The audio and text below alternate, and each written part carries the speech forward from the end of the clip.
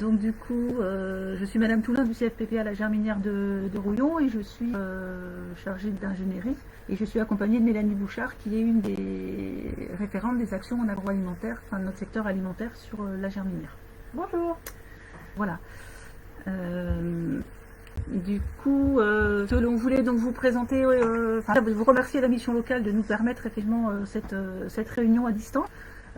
Pour voilà, renseigner effectivement les personnes qui s'intéressent au secteur alimentaire, aux formations dans l'agroalimentaire. Donc merci à la mission locale.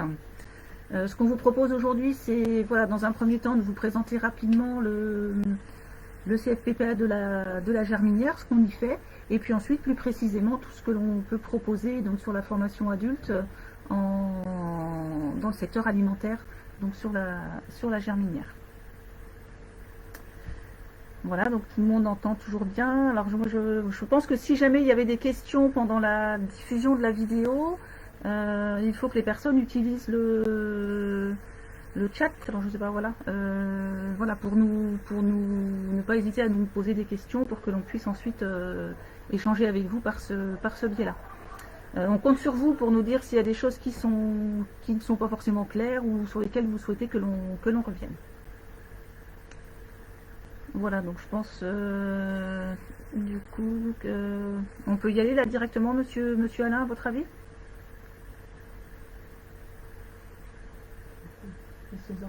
Ouais. Donc, si on attend encore 3 minutes, j'arrive pas à voir du coup s'il y a des personnes qui sont avec nous ou pas.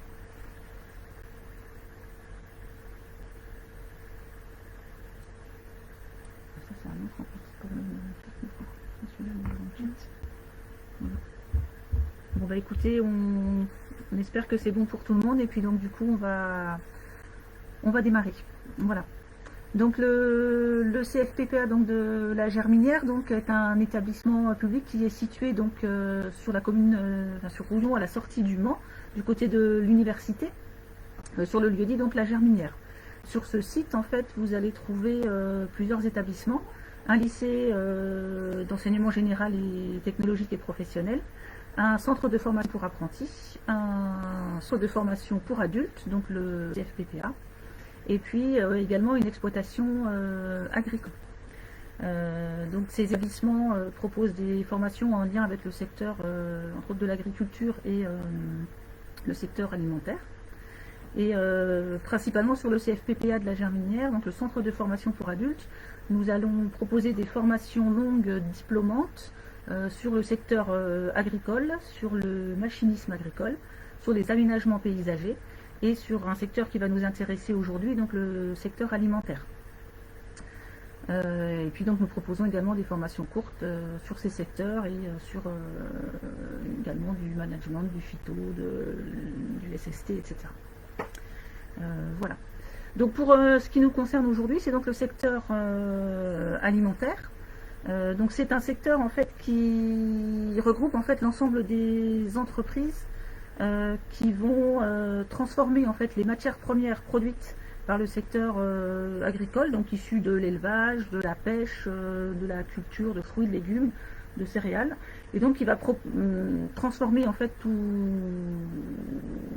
toutes ces matières premières en fait en produits alimentaires, principalement pour la consommation, pour notre alimentation, mais aussi pour les animaux. Donc il va y avoir donc la transformation, donc la préparation, la fabrication et le conditionnement en fait de tous ces produits donc alimentaires qu'on va pouvoir ensuite retrouver voilà, chez dans les grandes surfaces, dans les exploitations aussi parfois, qui font aussi de la transformation maintenant à la ferme, voilà, où vous pourrez trouver tous ces produits. Donc c'est des produits que vous voyez en fait au quotidien, qui font partie voilà, de notre environnement au quotidien, et donc là c'est savoir un petit peu comment est-ce qu'ils sont, où est-ce qu'ils sont fabriqués. Donc il faut savoir qu'en Sarthe en fait, enfin en Pays de la Loire, le secteur de l'agroalimentaire est assez développé. C'est le premier secteur industriel donc sur la région, et c'est la deuxième région de France en nombre de salariés hein, dans les entreprises alimentaires, avec à peu près 50 000 salariés dans le secteur. Alors on va trouver des petites et des grandes entreprises sur ces secteurs, dont vous connaissez certainement certaines.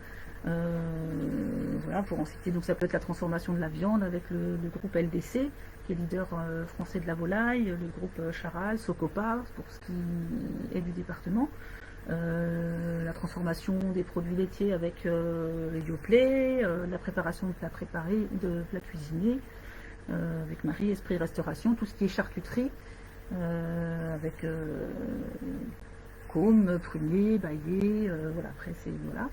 Il y a également des choses qui sont en lien avec les eaux minérales et les jus de fruits, avec Cristalline par exemple, et puis tout ce qui peut être aussi alimentation pour animaux, avec par exemple Lupin ou Sanders qu'on trouve pas très loin du Mans. On a aussi tout ce qui est en lien avec la viennoiserie avec Vente de Mortelet. Voilà, oui, il y a d'autres. Donc voilà, ça peut concerner un petit peu voilà, tout ce qu'on peut trouver effectivement comme produits alimentaires. Du coup, donc ça, c'était tout ce qui était industriel. Donc on a aussi, donc on vous a dit, hein, c'était tout ce qui est la transformation de produits. Donc on a vraiment les industries pures et dures. On a aussi toutes les restaurations collectives qui sont amenées à transformer les produits pour les servir à des restaurants scolaires ou des restaurants d'entreprise. Voilà, voire même des centres aérés ou ce genre de choses. On a aussi tout ce qui va transformer dans les grandes surfaces. Par exemple, notamment au niveau du rayon poisson et des produits de la mer, au niveau des fêtes de fin d'année, par exemple. Vous allez aussi avoir tout ce qui est rayon traiteur pour des occasions particulières, ou le rayon boulangerie pour tout ce qui est pain surprise, ce genre de choses. Et enfin, on va avoir des choses, des transformations plus modestes, mais qui existent aussi et qui se développent, qui sont tout ce qui est en lien avec la transformation à la ferme. Vous avez des exploitations agricoles et donc les personnes souhaitent valoriser leurs matières premières et donc font un atelier de transformation à la ferme sur leur exploitation. Donc ça peut être en lait, ça peut être en viande. Voilà, les deux principales fabrications. Et on a aussi depuis peu tout ce qui est l'aspect bière. Qui peut se faire aussi, qui se développe. Voilà. Alors pour revenir donc sur ce secteur, là un petit peu ce qu'on va y trouver. Donc quand on parle vraiment d'industrie agroalimentaire, on va retrouver ce qu'on retrouve dans une industrie en général, différents grands services que sont donc la production, sur laquelle on va revenir tout à l'heure, puisque les formations qu'on vous propose à la Germinière sont principalement axées sur essentiellement axées sur la production. Vous allez retrouver des services qualité, des services maintenance, des services achat, logistique, et également innovation et recherche.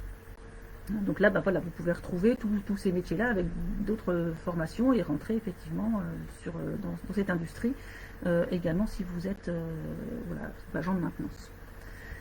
Pour ce qui concerne donc la production, ça va être donc tout ce qui va être vraiment là le cœur du métier en fait, la transformation, la préparation en fait des produits.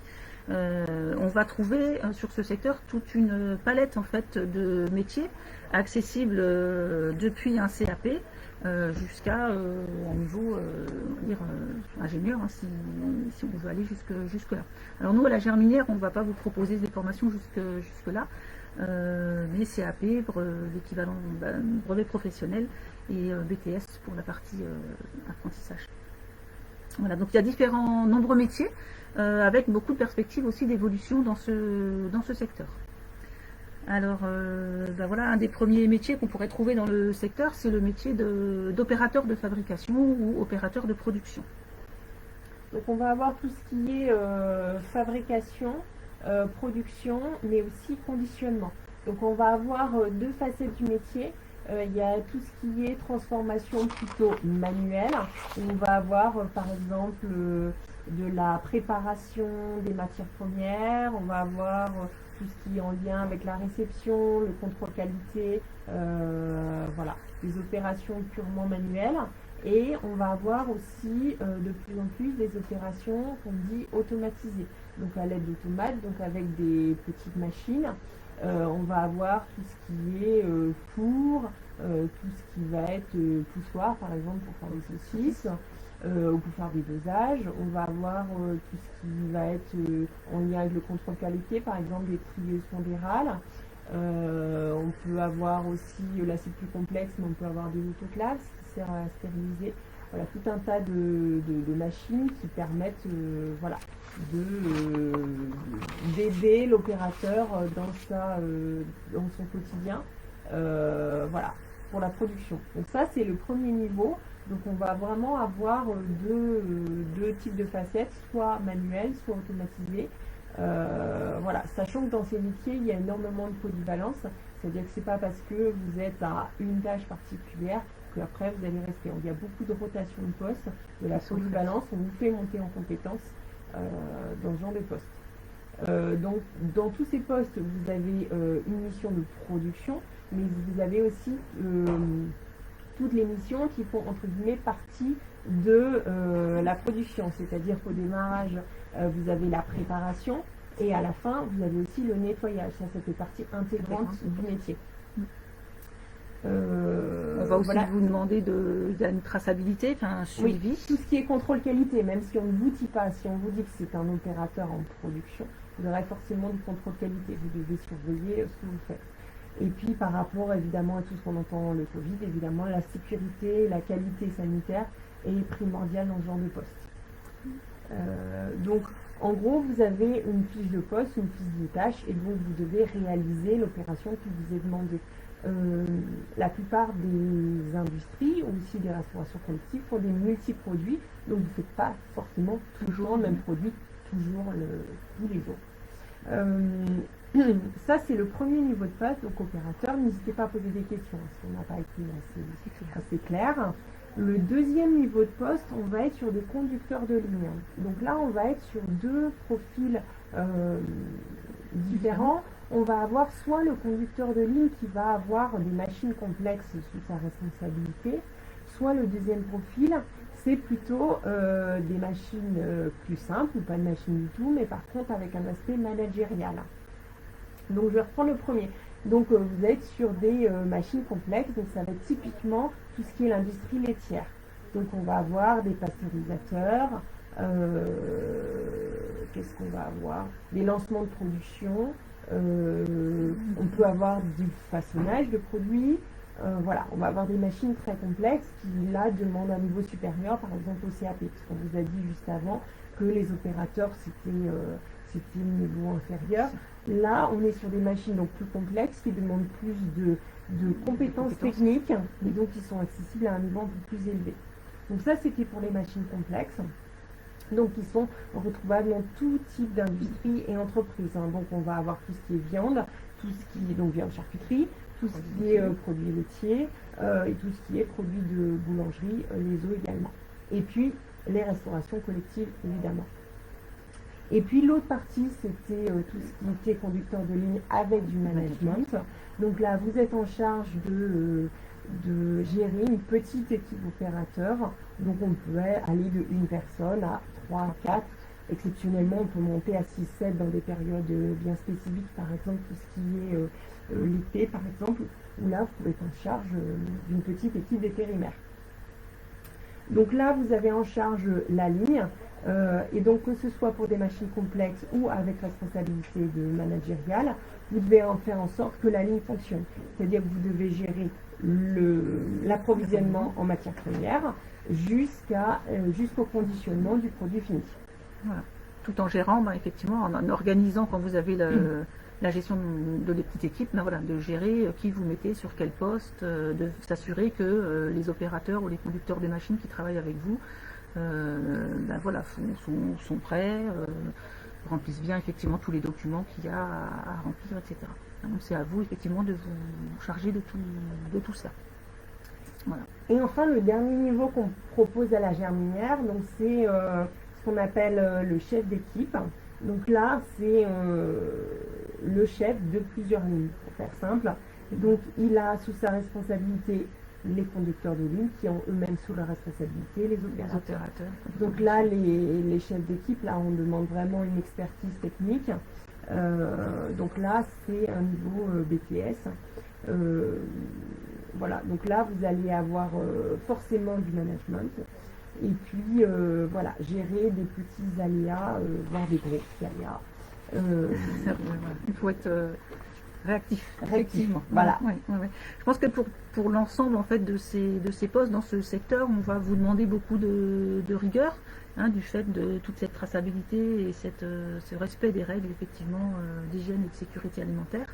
Donc de la rigueur, aussi de la rapidité et effectivement de la réactivité, hein, parce que voilà, parfois ça va assez vite et quand il y a quelque chose qui ne va pas, il faut savoir réagir assez vite, hein, donc c'est important. Il faut bien comprendre qu'en fait tout ce qui est le secteur alimentaire, c'est travailler dans le domaine d'une matière périssable, d'une matière vivante. Donc en fonction des commandes, il va falloir être réactif. C'est pas une matière figée. Par exemple, là il pleut, les gens ne vont pas vouloir des brochettes. Le week-end prochain, je ne sais pas si vous avez vu la météo, il fera beau. Et tout le monde aura envie de brochettes sur son barbecue. Voilà. Donc c'est vraiment pas un métier où vous faites toujours la même chose. Les fêtes de fin d'année aussi, c'est des produits différents. Enfin, c'est vraiment... voilà, vous ne voyez pas la même chose en année et vous ne savez pas au début de votre journée comment on va être fait dans votre journée parce que ça peut être des aléas, voilà, le Covid, voilà, c'était pas prévu non plus. Donc voilà, c'est pas routine. Voilà, besoin de s'adapter. Les productions sont différentes d'une journée à l'autre. Vous ne faites pas forcément les mêmes produits. Vous n'êtes pas toujours sur les mêmes lignes non plus de production. Ça peut être amené à varier. Donc effectivement, c'est pas la routine. Hein, voilà, ça vous permet effectivement de ne pas faire tout le temps la même chose. Et en plus, au cours de la journée, quand vous êtes sur certains postes, vous pouvez aussi tourner sur des postes. Alors, vous n'êtes pas toujours sur le même poste. Donc en parlant de journée, parce qu'il faut aussi parler des contraintes, donc la majeure partie des postes ne sont pas en journée justement. Il y a très peu de postes en journée. On va être sur plutôt du 2-8-3-8. Qu'est-ce que ça veut dire du 2-8-3-8? Ça veut dire qu'il y a une équipe du matin, une équipe d'après-midi et une équipe de nuit. Donc ça peut paraître un inconvénient, pour certains c'est un avantage, c'est-à-dire que vous pouvez aussi mieux concilier votre vie familiale. Si vous travaillez du matin, vous pouvez chercher vos enfants à l'école en fin de journée, etc. Donc voilà, tout n'est pas négatif, mais il faut savoir que ça fait partie intégrante du poste. Vous avez très peu de postes en journée, même en restauration collective. En général, vous commencez à 6h, 6h30, grand maximum 7h du matin. Donc voilà. Et en industrie pure et dure, on va être plutôt sur 5h, 13h, 13h, 21h et 21h, 5h. Pour tout ce qui est les grandes surfaces, là on va vous demander de travailler les samedis, puisqu'évidemment les gens font leurs courses le samedi, donc là on va vous demander d'être mobilisable le samedi. Voilà. Dans tous ces postes, on est très peu en centre-ville. Il faut voilà, être mobile, et donc si possible permis plus voiture.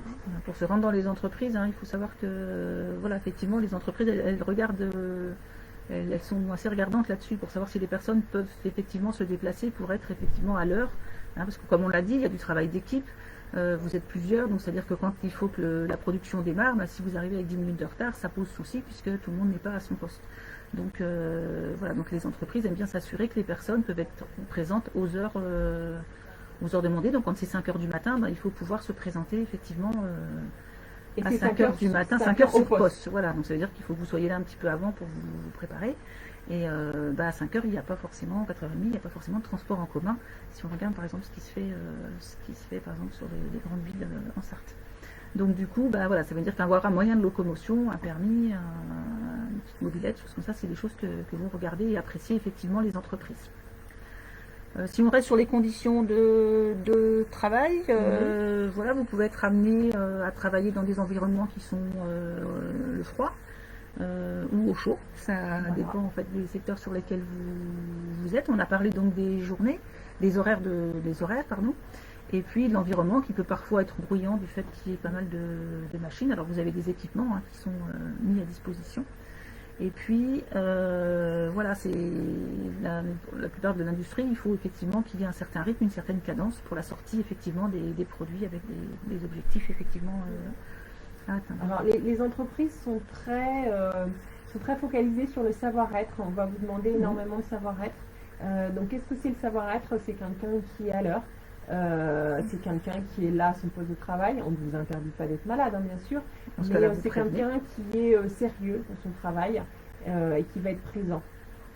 On vous parlait, je reviens, on vous parlait aussi des horaires décalés. Ça n'a pas non plus voilà, que des inconvénients. Par exemple, si vous travaillez de nuit, vous avez prime de nuit. Donc vous êtes mieux payé.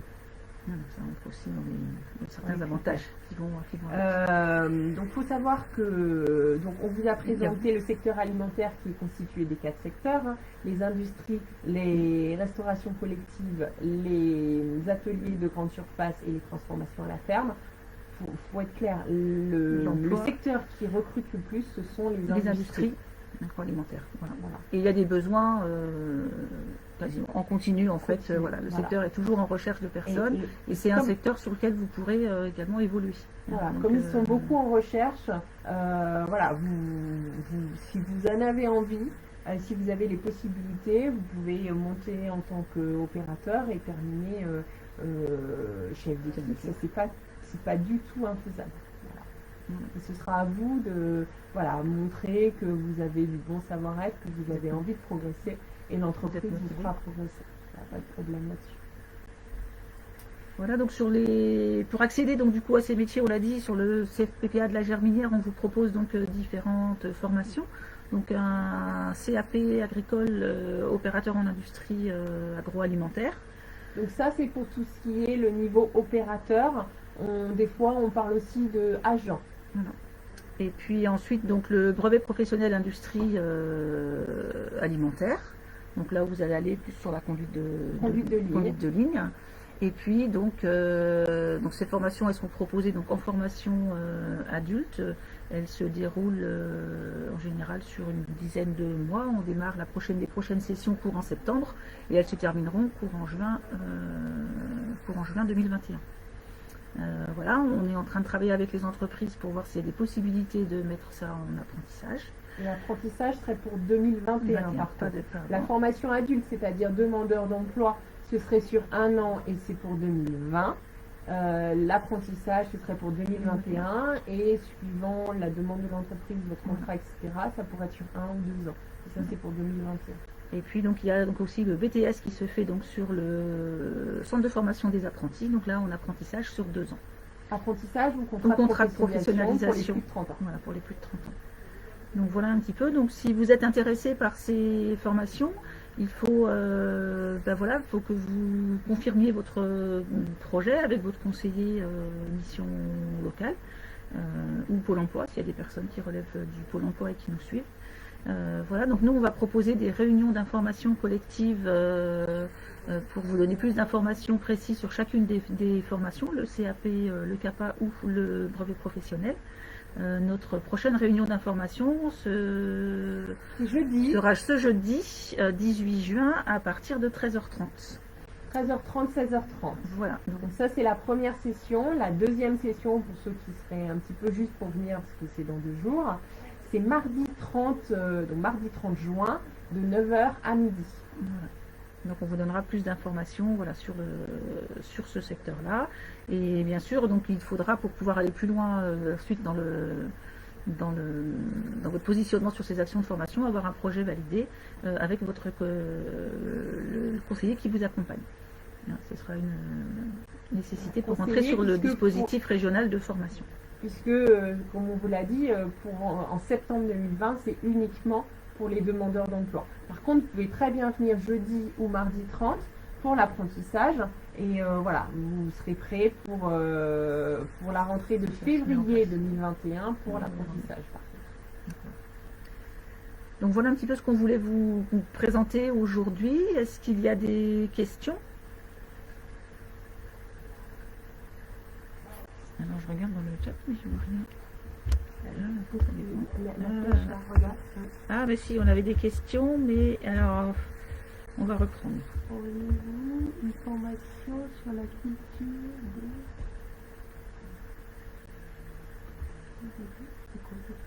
Alors on a eu une question sur la culture de CBD. Est-ce que vous pouvez nous préciser? Alors ensuite, avez-vous des entreprises partenaires? Alors on va répondre à ça en attendant d'avoir des précisions sur le CBD. Alors des entreprises partenaires, oui, on en a. Je suppose que la question s'adresse pour les contrats d'apprentissage et les contrats pro. Donc oui, pas seulement, parce qu'il y a des périodes. Alors, ce qu'on n'a pas dit, c'est qu'effectivement, même si vous êtes en formation pour adultes sur le dispositif régional de formation, il y a effectivement des périodes de stage en entreprise sur les formations. Il y a des périodes où vous êtes en centre, des périodes où vous êtes en entreprise. Et là, effectivement, il y a des entreprises qui accueillent régulièrement des personnes en stage ou en contrat pro. Alors, on a des entreprises partenaires, mais notre objectif, en fait, c'est de voir votre motivation.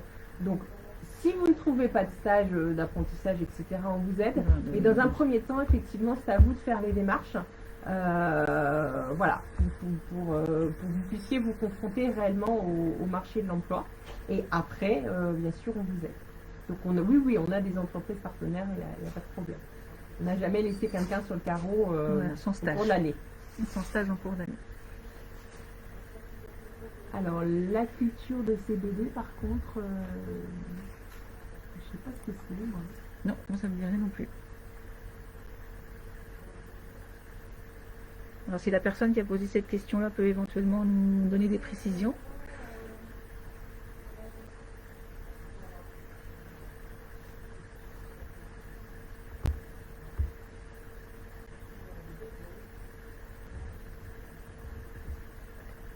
Oula, c'était pas ça. Non. Non, je vois pas de. Voilà. Est-ce qu'il y a d'autres. Oui. Est-ce que vous avez d'autres. Est-ce qu'il y a d'autres questions? Est-ce que vous souhaitez qu'on revienne sur un point particulier?